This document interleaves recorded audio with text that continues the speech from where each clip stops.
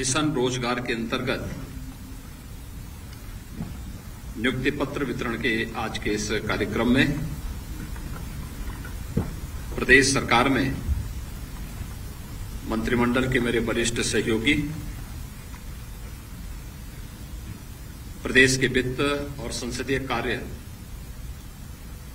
विभाग के मंत्री श्री सुरेश कुमार खन्ना जी, अध्यक्ष राजस्व परिषद डॉक्टर रजनीश दुबे जी, प्रमुख सचिव राजस्व विभाग श्री पी गुरुप्रसाद जी, राजस्व विभाग के सभी अधिकारीगण, नियुक्ति पत्र प्राप्त करने वाले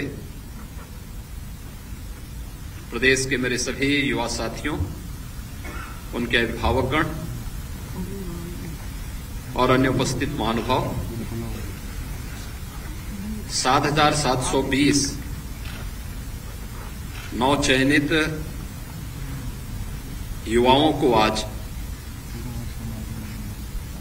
उनकी आकांक्षा के अनुरूप राजस्व विभाग में लेखपाल के रूप में नियुक्ति पत्र वितरण हो रहे हैं। इस अवसर पर आप सभी को जो यहां पर बैठे हैं, प्रदेश के अलग अलग कमिश्नरी मुख्यालय पर भी ये समारोह चल रहा है, ये कार्यक्रम वहां सीधे लाइव हो रहा है, उन सभी को, उनके अभिभावकों को हृदय से बधाई देते हुए मैं अपनी शुभकामनाएं देता हूं।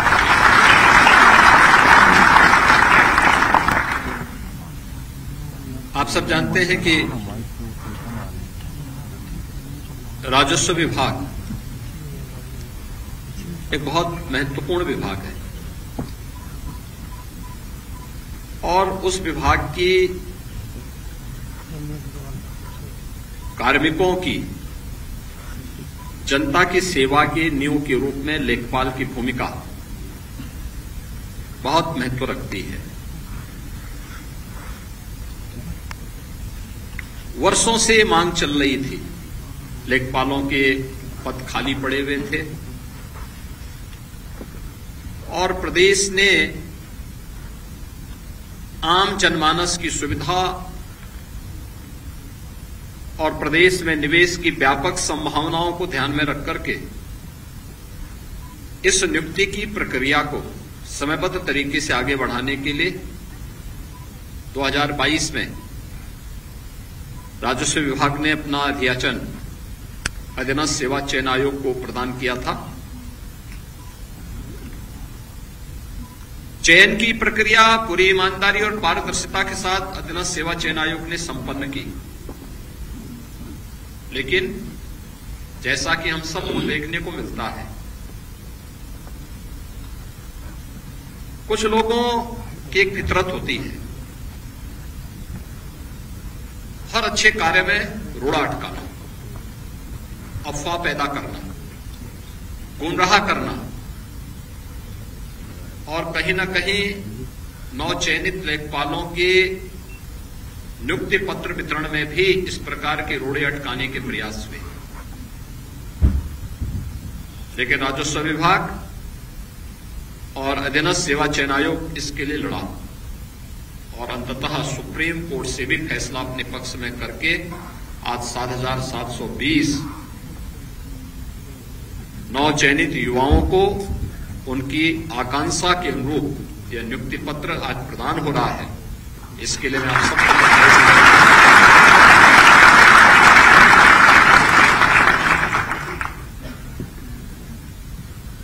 यह प्रक्रिया पूरी होने के बाद अभी 4,700 और नई नियुक्ति की अध्याचन हम भेज चुके हैं, उसको भी हम बहुत शीघ्र पूरे करने वाले हैं। इस प्रक्रिया के पूरे होते ही 30,837 जो लेखपाल प्रदेश में नियुक्त होने चाहिए, उनकी संख्या पूरी हो जाएगी। प्रदेश सरकार और डबल इंजन की ये सरकार युवाओं के रोजगार और उनकी नौकरी के लिए पूरी प्रतिबद्धता के साथ कार्य कर रही है। पिछले 7 वर्ष में आपने देखा होगा नियुक्ति की प्रक्रिया पूरी पारदर्शिता के साथ, पूरी ईमानदारी के साथ, बिना किसी भेदभाव के युवा की योग्यता और उसकी क्षमता के अनुरूप प्रदेश सरकार ने इन कार्यक्रमों को आगे बढ़ाया, जिसका परिणाम था कि 6 लाख से अधिक युवाओं को हमें सरकारी नौकरी में नौकरी प्रदान करने और नियुक्ति पत्र प्रदान करने का अवसर प्राप्त हुआ और आज वे सभी युवा प्रदेश के विकास में अपना योगदान दे रहे हैं। वे अलग अलग क्षेत्र में थे, Uttar Pradesh public service commission में था, कोई अधीनस्थ सेवा चयन आयोग से था, कोई उच्च शिक्षा चयन आयोग बोर्ड से, कोई माध्यमिक शिक्षा चयन आयोग बोर्ड से, कोई बेसिक शिक्षा परिषद से, कोई पुलिस भर्ती के रूप में। यानी अकेले हम लोगों ने प्रदेश में 1,55,000 से अधिक तो पुलिस कार्मिकों की नियुक्ति की।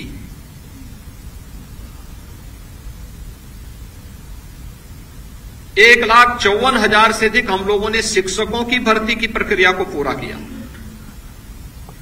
और अन्य विभागों में भी इसी प्रकार की, चाहे वह लोक निर्माण विभाग हो, चाहे वह राजस्व विभाग हो, चाहे वह सिंचाई विभाग हो, इन सब में भी नियुक्ति की इस प्रक्रिया को समयबद्ध तरीके से आगे बढ़ाने का कार्य किया गया और परिणाम हम सब के सामने है कि 6 लाख युवा जहां सरकारी नौकरी प्रदेश के अंदर पहली बार प्राप्त किया। इससे पहले एक साथ इतनी बड़ी संख्या में नौकरी इतने कम समय में युवाओं को प्राप्त हुआ हो, ये नहीं देखने को मिला और बिना किसी भेदभाव के।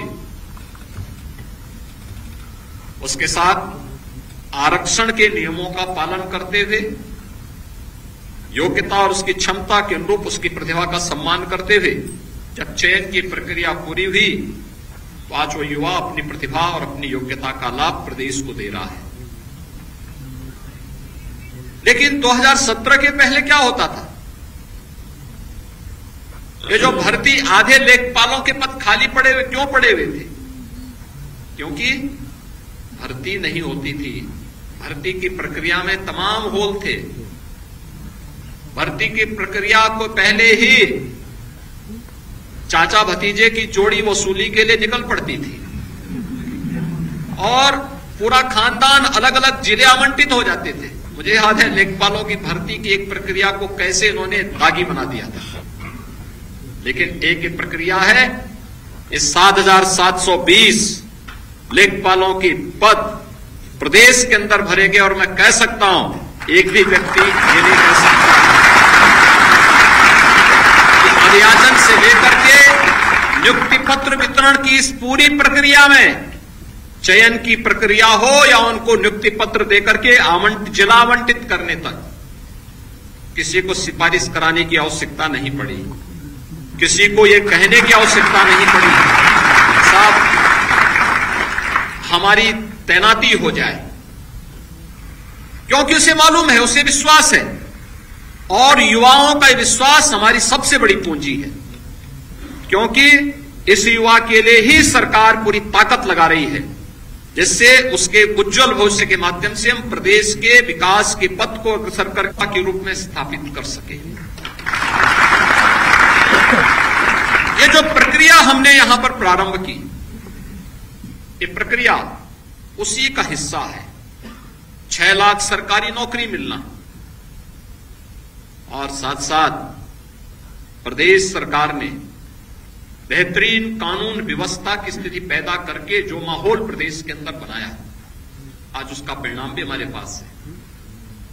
प्रदेश में अब तक हमारी सरकार 15 लाख करोड़ रुपए से अधिक के निवेश के प्रस्तावों को ग्राउंड ब्रेकिंग करा चुकी है, यानी उनका जमीनी धरातल पर उतारने में सफलता प्राप्त कर दी है और हमारे पास अभी लगभग 30 लाख करोड़ रुपए के निवेश के प्रस्ताव बाकी हैं, वो जमीनी धरातल की कार्रवाई स्तर पर चल रही है। जो बेहतरीन निवेश का माहौल प्रदेश के अंदर बना, एमएसएमई सेक्टर को प्रोत्साहित करने का कार्य हुआ, इन सब से भी हमने प्रदेश में 1,62,00,000 से अधिक युवाओं को अपने ही गांव और अपने ही घर में, अपने ही जनपद में नौकरी की संभावना उपलब्ध करवाई। ये भी प्रदेश के युवाओं के लिए एक अवसर प्राप्त हुआ। पहली बार इतनी बड़ी संख्या में अपने जनपद और अपने गांव में सुविधा प्राप्त हुई। और यही नहीं, प्रदेश ने स्वरोजगार के लिए भी केंद्र और राज्य सरकार की विभिन्न योजनाओं को आगे बढ़ाने के लिए भी जो कार्य प्रारंभ किया, जिसमें प्रदेश सरकार के स्तर पर, विभिन्न स्तर पर जो प्रयास प्रारंभ हुए, आज उसका परिणाम किस रूप में हम सबके सामने प्राप्त हो रहा है। प्रधानमंत्री मुद्रा योजना है, प्रधानमंत्री स्वरोजगार की योजना है, मुख्यमंत्री युवा स्वरोजगार की योजना है, वन डिस्ट्रिक्ट वन प्रोडक्ट की योजना है, प्रदेश के अंदर विश्वकर्मा श्रम सम्मान और केंद्र के स्तर पर पीएम विश्वकर्मा जैसी योजनाओं के माध्यम से भी हमने प्रदेश में 62 लाख से अधिक युवाओं को स्वतः रोजगार के साथ जोड़ने का काम भी प्राप्त यहां पे प्रदान किया है। आज इसी का परिणाम है अनएम्प्लॉयमेंट का तेज को नौकरी और रोजगार, स्वतः रोजगार के साथ जुड़ने का एक अवसर प्राप्त हुआ है। मुझे आज सत्र क्या हुआ, मैं कहता हूं इसका परिणाम हुआ कि उस युवा ऊर्जा ने, उस युवा प्रतिभा ने अपनी योग्यता को साबित किया। 2017 के पहले जो उत्तर प्रदेश देश की छठी अर्थव्यवस्था माना जाता था, वही उत्तर प्रदेश आज देश की दूसरी बड़ी अर्थव्यवस्था और सबसे तेजी के साथ स्थापित किया। ये जो कार्य हुए हैं, इसने उत्तर प्रदेश को एक पहचान दी, उसने उत्तर प्रदेश को एक पहचान दी। ये वही उत्तर प्रदेश है जिस उत्तर प्रदेश का युवा उत्तर प्रदेश से बाहर कहीं जाता था, उत्तर प्रदेश का नाम सुनते ही उसको पहले ही साइड कर दिया जाता था। कुछ जिलों की छवि तो ऐसी बना दी गई थी कि उस जिले के नाम पर, अभी मैं देख रहा था, आजमगढ़ जिले से जो युवा आया था त्रिपाठी हमारे पास लेखपाल की नियुक्ति प्राप्त करने के लिए, नियुक्ति पत्र प्राप्त करने के लिए, 2017 के पहले ये युवा कहीं यूपी से बाहर गया होता, कहता साहब मैं इस जनपद से हूं, तो लोग उसको नौकरी की बात तो दूर, कहीं होटल और धर्मशाला में भी कमरा नहीं देते। ये छवि बनाई हुई थी। आज ऐसा नहीं, आज उत्तर प्रदेश का युवा कहीं भी जाएगा बड़े सम्मान की निगाहों से देखा जाता है, क्योंकि इसे मालूम है ये नए उत्तर प्रदेश का नया युवा है, इसकी प्रतिभा का लोहा दुनिया मान रही है। और इसीलिए मैं आज आपसे कहने के लिए आया हूं, जो एक नई पहचान बनी है आज, इस पहचान को बरकरार रखने की आवश्यकता है। इसमें आपको अपनी पूरी ताकत, पूरी ऊर्जा लगानी है। नए अवसर मिलेंगे, ये तो मैंने नई नियुक्ति और नए लोगों के रोजगार की बात की। इससे पहले क्यों नहीं हो पाती थी? क्योंकि नियत साफ नहीं थी, भाई भतीजावाद होता था, लोगों के साथ भेदभाव होता था, नियुक्ति के नाम पर पैसे वसूले जाते थे और न्यायालय को हस्तक्षेप करना पड़ता था, कोर्ट के स्टे होते थे, सरकार उसमें किम कर्तव्य विमूढ़ की स्थिति में होती थी, क्योंकि टिकट कराते हैं, कोई अच्छा खासा पैसा उनके दलालों के, गुर्गों के सब समाप्त हो जाएंगे, इसलिए वे उस पर रुचि भी नहीं लेते थे। आपने देखा होगा, अभियाचन गया, नियुक्ति की प्रक्रिया पूरी हुई, इसके बाद कुछ लोग न्यायालय में गए, क्योंकि कुछ लोगों की आदत होती है कि अच्छे कार्य में रोड़ा तो अटकाना ही अटकाना है, कुछ न कुछ बोलना है। लेकिन तथा सुप्रीम कोर्ट से भी हम लोग जीत करके आए और अब इन सभी युवाओं को ये नौकरी पत्र, नियुक्ति पत्र प्रदान किए जा रहे हैं। आपने देखा होगा कहीं कोई भेदभाव नहीं, कोई सिफारिश नहीं। तो अगर बिना भेदभाव और बिना सिफारिश के आपको नियुक्ति पत्र प्राप्त हो रहा है, तो आपकी जिम्मेदारी भी बनती है कि बिना किसी सिफारिश के प्रदेश में ईज ऑफ डूइंग बिजनेस की, एक गरीब की ईज ऑफ लिविंग के लिए आपके स्तर हो सकते हैं और उसमें अपनी पहचान बनाना, अपने आप को स्थापित करना। सरकार यही अपेक्षा आपसे रखती है, एक गरीब के जीवन में आपका कार्य लगे, आपकी ऊर्जा लगे, आपकी प्रतिभा लगे, प्रदेश के अंदर निवेश की संभावनाओं में आपका पूरा सहयोग मिले, सकारात्मक सहयोग मिले। प्रदेश के अंदर जाति, निवास और अन्य आय प्रमाण पत्र प्रदान करने के लिए एक जो समय सीमा हमने घोषित की है, उसके अनुसार एक योग सहयोग आम जनमानस और युवाओं को प्राप्त हो। वरासत, नामांतरण और पैमाइश से जुड़ी हुई कार्रवाई हम समय पे पूरा करें।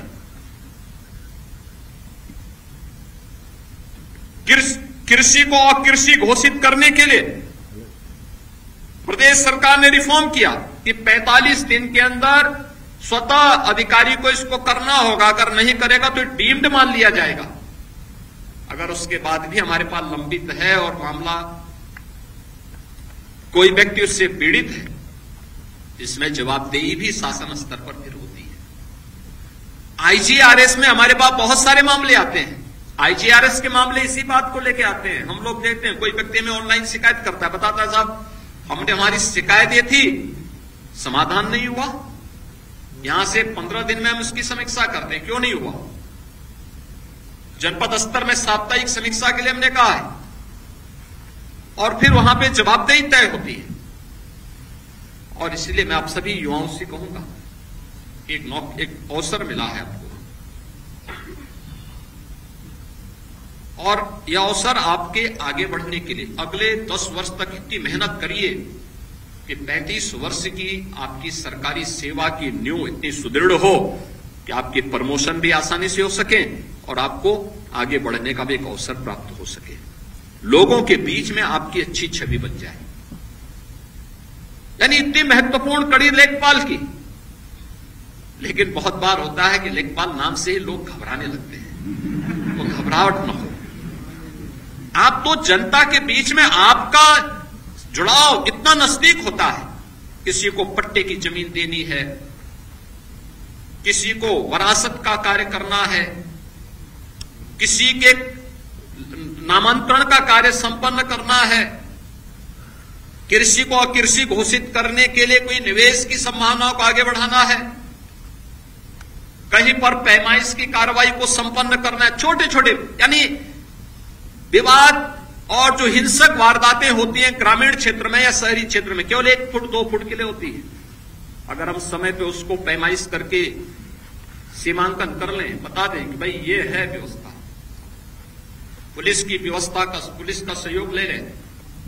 कहीं पर आपने देखा है कि कोई दबंग भूमाफिया जबरदस्ती सरकारी जमीन पर या किसी गरीब की जमीन पर कब्जा कर रहा है, वहां पर एंटी भूमाफिया टास्क फोर्स के साथ जाकर के हम बड़ी कार्रवाई कर लें। कहीं पर निवेश के लिए कोई प्रस्ताव आया है, उसको समयबद्ध तरीके से आगे बढ़ा लें। आपदा, बाढ़ जैसी आपदा को लेकर के हम समयबद्ध तरीके से लोगों को राहत दे दें। कृषक दुर्घटना बीमा योजना में कृषक, उसके परिवार के किसी सदस्य या फिर बटाईदार और उसके परिवार के किसी सदस्य की किसी आपदा में मृत्यु होने पर समयबद्ध तरीके से राहत की धनराशि उस परिवार को प्राप्त हो जाए। कितना आपको इसका यश मिलेगा, कितना आपके खाते में पुण्य आएगा। लेकिन जब हम लोग अनावश्यक लटकाने का प्रयास करते हैं, पता लगा है ये का मुआवजा है वो बी को मिल जा रहा है, ये वाला बेचारा देखता रह जा रहा है। या पैमाइश में गरीब तो देखता रह जा रहा है, लेकिन कोई दबंग व्यक्ति कब्जा कर दे रहा है या कब्जा करवा दिया जा रहा है। गलत तरीके से कोई भी कार्य न करें। और इसके लिए टेक्नोलॉजी का उपयोग, अब तो पूरी यहां पर राजस्व की पूरी व्यवस्था ही डिजिटाइज हो रही है। लैपटॉप और टैबलेट उपलब्ध करवाने की कार्रवाई उनकी ट्रेनिंग के साथ हमें जोड़ना होगा। कोऑर्डिनेट से पता लग जाएगा कहां की क्या स्थिति है। आदरणीय प्रधानमंत्री जी ने व्यवस्था की, जहां एक और युवाओं को रोजगार और नौकरी मिले, यह उनकी प्रतिबद्धता और मिशन का हिस्सा है। वहीं साथ साथ ग्रामीण क्षेत्र में निवास करने वाला कोई भी व्यक्ति अगर परंपरागत रूप से गांव की जमीन पर, ग्राम समाज की आबादी की जमीन पर मकान बना के रह रहा है, तो उसके जमीन का मालिकाना अधिकार उसको घरौनी के माध्यम से प्राप्त हो सके।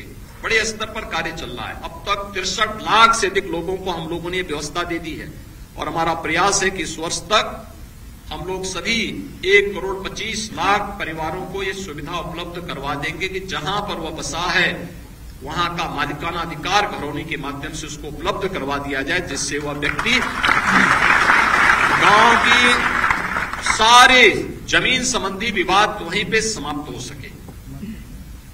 कितने लोगों के जीवन में आप परिवर्तन कर सकते हैं।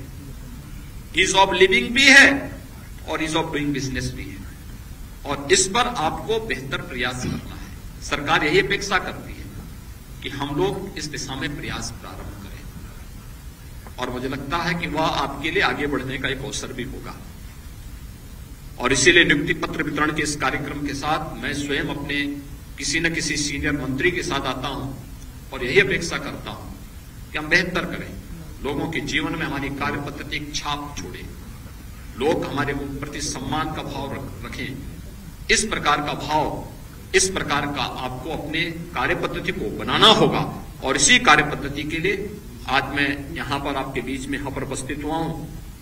आज के इस अवसर पर मैं आप सभी को एक बार फिर से हृदय से बधाई देता हूं, अपनी शुभकामनाएं देता हूं और विश्वास करता हूं कि शासन की अपेक्षा के अनुरूप आप अपने कार्यकाल के दौरान बेहतरीन करके प्रदेश को देश की अग्रणी अर्थव्यवस्था के रूप में स्थापित करने के, प्रधानमंत्री मोदी जी के $1 ट्रिलियन की यूपी की इकोनॉमी को बनाने के इस अभियान का हिस्सा बनेंगे।